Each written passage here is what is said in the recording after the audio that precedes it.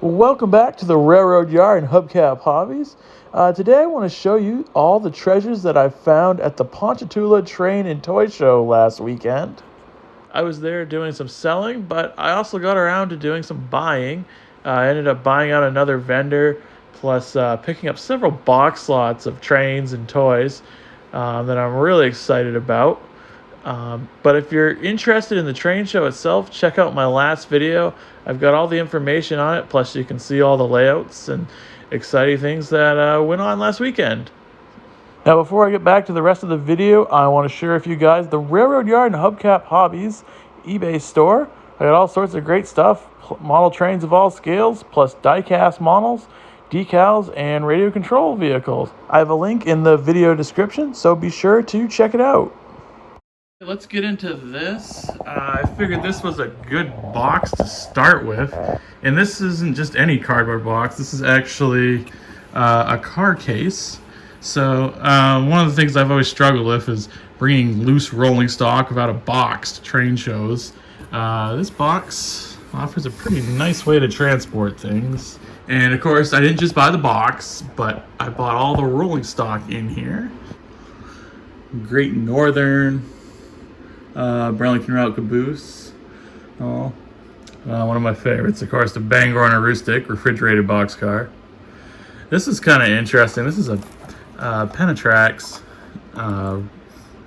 Pacific Rail News boxcar, and this is not custom made. They made a limited number of these, but this is the first one that I've come across. So that's kind of an interesting, unusual car to find. Let's see what else we have in here. Swift Premium Ham, Libby's Food Products. It's a little bit different. It's cool. This is a common car, but it's nicely weathered. Just a touch of dust, which makes it look so much better. It gets rid of that, that sort of plasticky glow that you get with a car right out of the box. Like this one, it's a nice car, but it's got that plastic shine to it. You can compare it to this one right here, and I like the dusty weathered look. I don't know, let me know in the comments what you think. Moving on, got a Norfolk Western boxcar, Parallax. I'm not sure what that is, but it's different. And then of course we got a couple semi trucks with a trailer and a New Mexico belt. This is another unusual road name. So that's pretty unusual. Always neat to find the different stuff. And if you look really closely, you can sort of see the evidence of a decal. So somebody probably custom made this car. This was not something you just bought out of the box. So that makes it even cooler. But anyway, so that's the first of many boxes. So let's keep going. All right, so here's the first box to open up. Now, obviously, it's a Walthers product, and oh, can't show you that. Got to open it first. And we got a nice little Santa Fe unit in here. Says it's tested, and this is officially a Fairbanks Morris diesel. It's a nice little unit. And we got another one. I believe this is the exact same thing. Fairbanks Morris. Yep, same road number and everything. Let's see. This is an old Tyco unloading car set.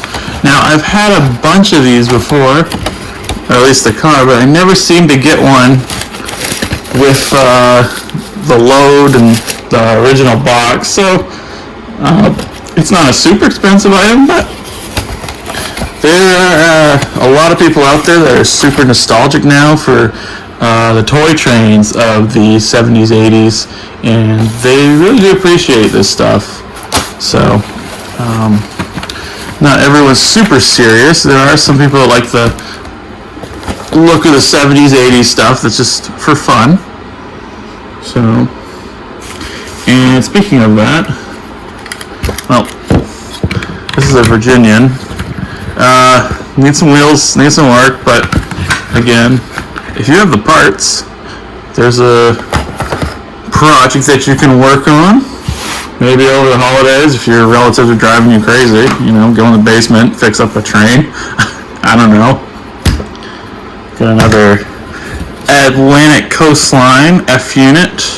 It's a little bit faded, but it's kind of neat. You don't see a ton of Atlantic Coastline stuff, so we have an older Bachmann chassis system F unit. Let's see. Here we go. Here's a nice Spectrum box. Let's take a look. Got the foam in there, and look at that. That's a nice solid unit, nicely detailed. And this is another Fairbanks Morris diesel locomotive, also in the Santa Fe paint scheme. This one's even lightly weathered, just enough, not overdone. Just a little bit of dust.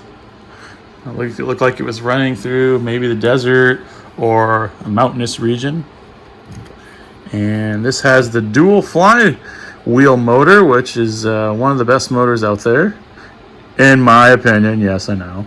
But they're nice because they're fairly simple to work on. So makes it a little bit easier to keep going. All right, and here we have another Santa Fe.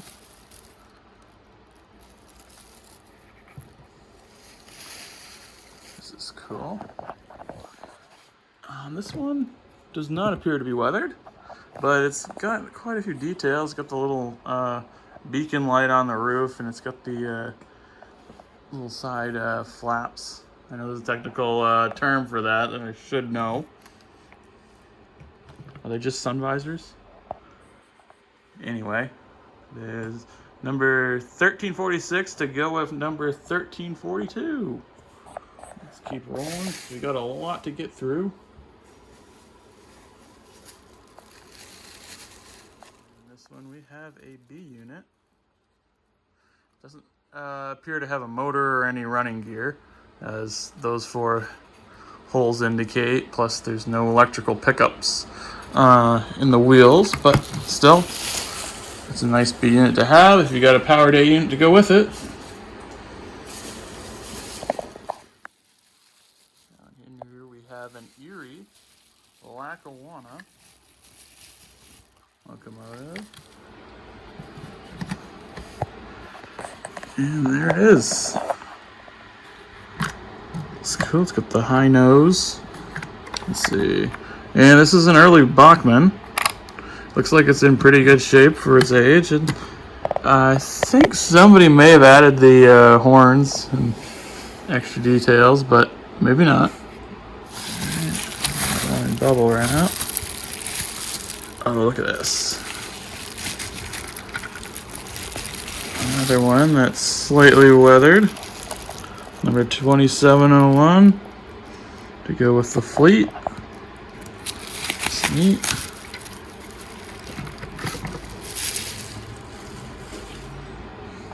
Next we have a Union Pacific unit. Looks just like the Erie one. Set that over there.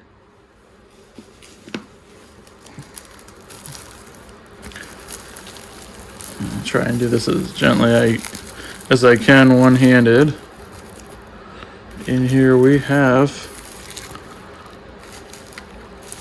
a chassis system unit, and this is, I believe, an RS11 locomotive, and I know this is like a train set quality engine, but it's a good shape.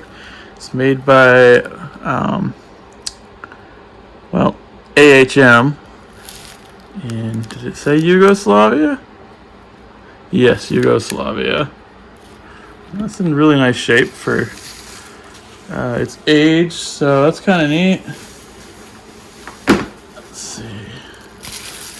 This looks like another Santa Fe unit. That is, and that one's a lot heavier than the others, and that's probably why. It's got the old exposed drive shaft and metal trucks, wheels, everything. If you're gonna run one of these, you got to be careful you don't short your layout out, because it will do that if you don't have the right setup. But still a neat locomotive if you like the old stuff from probably the 50s. And here, this is a really nice Santa Fe. This is also a Spectrum series. That or a Proto 2000. This has been weathered. I don't know if you can tell that in the light here, but it's a very nice unit.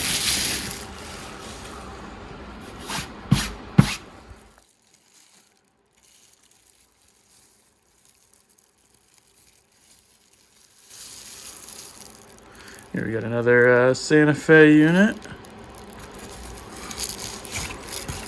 This is the flywheel version of it. Here we've got a fixer-upper.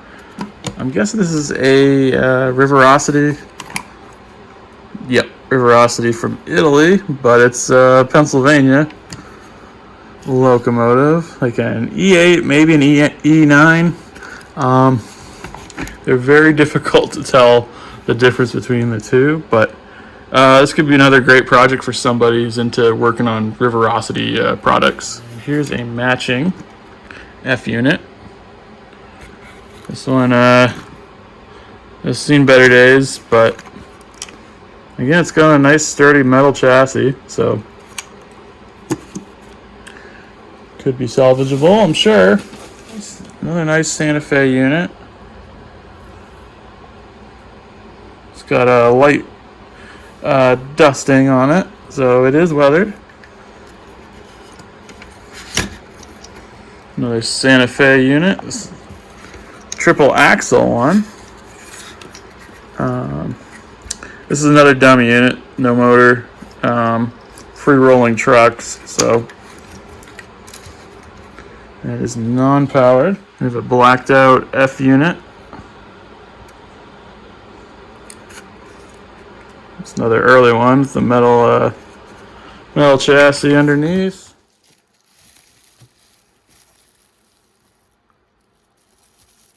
Another high-nose Santa Fe unit, lightly weathered. I believe I picked up 3 of them.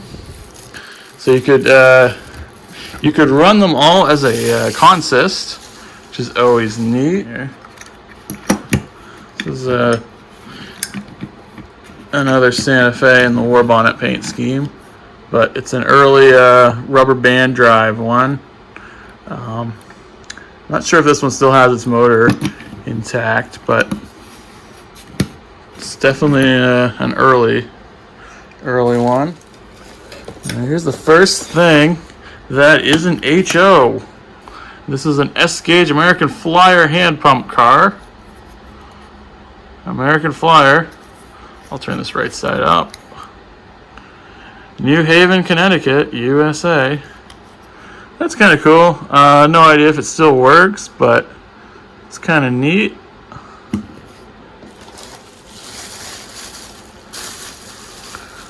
Another one to open right here. And this is another one belonging to the same consist. The high nose. Another non-powered B unit. So that's another box complete. I'm going to break this up into at least a couple videos. Part 2 is going to have some of the vintage toys and other items that I found in addition to more trains. Anyway, thanks for watching, and be sure to subscribe.